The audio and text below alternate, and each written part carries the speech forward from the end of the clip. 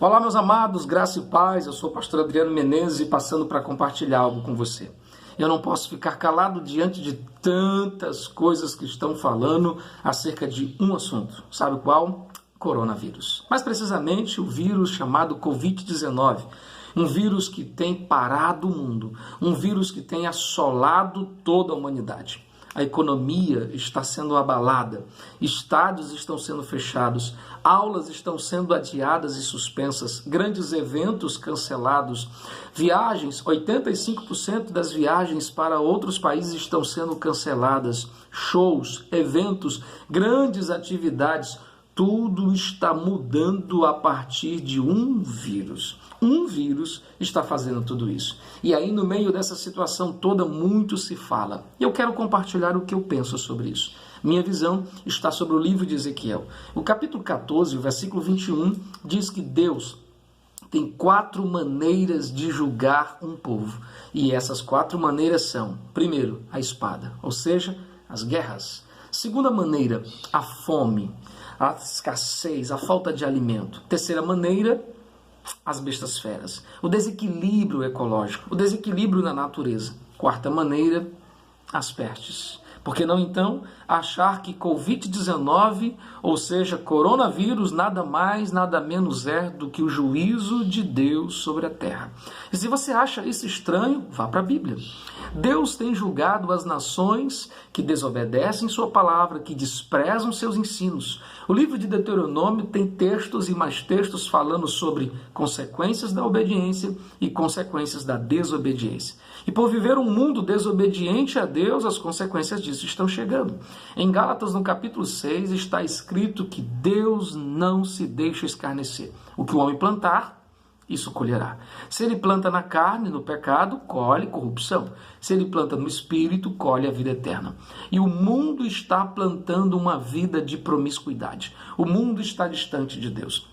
O mundo tem afrontado Deus. É só você lembrar de alguns episódios. Mas para refrescar melhor a sua memória, ano de 2015. Na cidade de São Paulo, 19ª edição da Parada Gay. Eles estão passando pela avenida principal de São Paulo e parado em frente a uma igreja. Eles começam a profanar objetos e símbolos sagrados da Igreja Católica, ao ponto de pegar um crucifixo e inserir sobre o ânus de um dos participantes daquela Parada Gay. 2015. Nada aconteceu. Eles fizeram o que fizeram e nada aconteceu.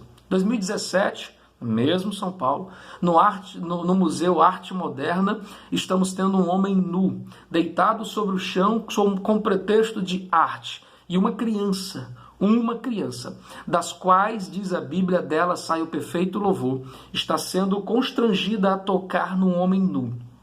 Sua pureza está sendo colocada em choque com pretexto de arte, liberdade de expressão. 2019, estamos agora com outras manifestações, agora no Carnaval. O grupo Gaviões da Fiel está fazendo no seu enredo carnavalesco uma apresentação artística, onde Jesus é derrotado por Satanás. Sim, e perguntado a ele sobre isso, sua resposta foi: queríamos chocar o mundo e conseguimos. Sim, porque Jesus foi humilhado, apanhou, foi lançado ao chão, enquanto Satanás triunfava no Carnaval de 2019 em São Paulo. 2020, na virada de 2019 para 2020, na tão importante festa do nascimento de Jesus, Natal, o grupo Porta dos Fundos faz uma ceia diferente. A ceia deles trazia um Jesus gay, uma Maria lésbica, apóstolos drogados e uma confusão toda em nome da arte. Não. Eles estavam afrontando Deus. 2020, Carnaval de 2020. O Grupo Mangueira está agora novamente afrontando Deus. E no seu enredo coloca um Jesus da gente. E no Jesus da gente, ele é gay, ele é mulher, ele é homem, ele é o que as pessoas bem quiserem que ele fosse. Maria é lésbica. E eles estão andando no seu grupo carnavalesco, em nome da arte, cantando e dizendo assim. Vejam o que eles cantavam. O seu enredo trazia a seguinte frase. Deixa eu ler para você, para ficar idêntico ao que eles cantavam. Olha só. Rosto negro, sangue índio, corpo de mulher, moleque pelintra no buraco quente, meu nome é Jesus da gente.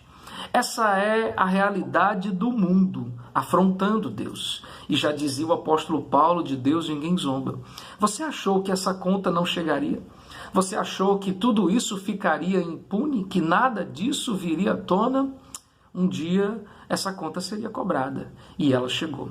Na expressão de Tiago, o juiz está às portas. E o juiz está às portas para julgar o mundo. Mas ele não vai julgar o mundo sem antes julgar a igreja. E se você pensa que a igreja está fora desse contexto de profanação, deixa eu compartilhar com você como se encontra a igreja. Eu sou pastor, há quase 20 anos eu cuido de gente, e quando eu olho para o retrato da igreja, eu vejo mais divórcios do que casamentos. Tornaram a família em algo banal, o casamento em algo trivial. Ganância se tornou o foco, o desejo pelo material, a tal ponto de que as pessoas procuram igrejas que os estimulem a conquistarem mais. Coach é a palavra mais usada nos grandes eventos. Palavras motivacionais para ir ao encontro disso. Nossas músicas deixaram de ser cristocêntrica para ser egocêntrica. Eu vou vencer. Eu sou importante. Eu nasci para isso. Campeão, vencedor, Deus te dá asa, faz teu voo. Nossas mensagens estão cheias de heresias, pregações sem contextos, causando pretextos para um bocado de heresia. Nossos relacionamentos estão sendo dilacerados, porque cada um defende a sua opinião e não se importa com o comum, com a vida em comum da igreja, fazendo com que cada vez surjam grupos e mais grupos resultantes de divisões e facções e iras dentro da igreja. Sensualismo? Sensualismo se tornou algo comum dentro das igrejas. Homens e mulheres se vestem ao seu bel modo, ditando moda para mostrar que estão na atualidade, mas não percebem, ou não querem perceber, que estão, na verdade, fazendo uma propagação do seu corpo. Sensualidade e imundícia estão nas suas vestes, como dizia já nas Escrituras. Esse é o relato da igreja. Então, o mundo e a igreja estão agora diante do julgamento. O juízo chegou. Em Ezequiel, no capítulo 14, no versículo 21, diz que há 4 maneiras de Deus julgar o mundo, e uma delas são as pestes. E essa, que surgiu no dia 1º de novembro de 2019, veio se espalhando pelo mundo de então. Ela nasce na República da China, e de lá se espalha. Hoje, ela se encontra em mais de 150 países e territórios. Dá para você dimensionar isso? 150 países, causando pavor, causando pânico, levando as pessoas a viverem à beira do colapso. Desde lá para cá, desde o dia 1º de novembro de 2019, já foram infectados, confirmados, 156 mil casos. 156 mil casos dados do dia 12 de março de 2020. Desses 156 mil casos, já morreram 5.833 pessoas. Destes, 3.200 somente na República da China. E no Brasil, no dia 13 de março, o ministro da Saúde vai a público dizer que já há 107 casos confirmados da doença no Brasil. E dizendo ainda que a cada 3 dias esse número vai dobrar. Eu estou gravando esse vídeo no dia 16 de março, já passamos de 200 pessoas contaminadas. De 200 pessoas que foram confirmadas, e esse número não é nada diante do que vem por aí. Um vírus fechou escolas, mudou a economia. O mundo não será mais o mesmo depois dessa pandemia. Um vírus. E você ainda tem dúvida que Deus possa ter destruído o mundo de sua época, da época diluviana, com as águas? E você ainda tem dúvida que fogo consumiu Sodoma e Gomorra? Um vírus faz tudo isso. Deus está julgando. O juízo está chegando. O juízo vem sobre o mundo. E no meio dessa situação toda, é preciso dizer a você que isso só revela a justiça de Deus. Um Deus que é amor, também é justiça. E ele não julga os homens sem antes ter dado tempo para os homens se arrependerem. Em Jeremias está escrito no capítulo 44, no versículo 4, que pela madrugada Deus enviou seus profetas a anunciar: arrependam-se. Mas eles não deram ouvido. Eles não se importaram com isso. Por isso o juízo chegou. Ei, o juízo chegou. E sabe quem vem julgar? O próprio Senhor. É Ele quem fere, é Ele quem abate as nações, é Ele quem está fazendo todas essas coisas acontecer. Leia o livro sagrado. Foi isso que aconteceu no Egito. Depois de terem humilhado e maltratado o povo hebreu, depois de terem pegado crianças no colo de sua mãe e jogado no rio Nilo para ser devorado pelos crocodilos, pragas vieram sobre o mundo. Foi isso que aconteceu na cidade de Asdote, entre o território filisteu, quando pegaram a arca da aliança e colocaram diante do deus Dagom, dizendo: ao deus Dagom damos os nossos troféus. Tumores se espalharam sobre aquele povo. Foi isso que aconteceu em Israel quando Davi pecou contra o Senhor, sendo soberbo, levantando um recenseamento naquele lugar. 70 mil homens morreram num só dia, por uma das faces da justiça de Deus, as pestes, as doenças incuráveis. E o que nós estamos a ver no cenário de 2020 nada mais é do que o juízo de Deus chegando.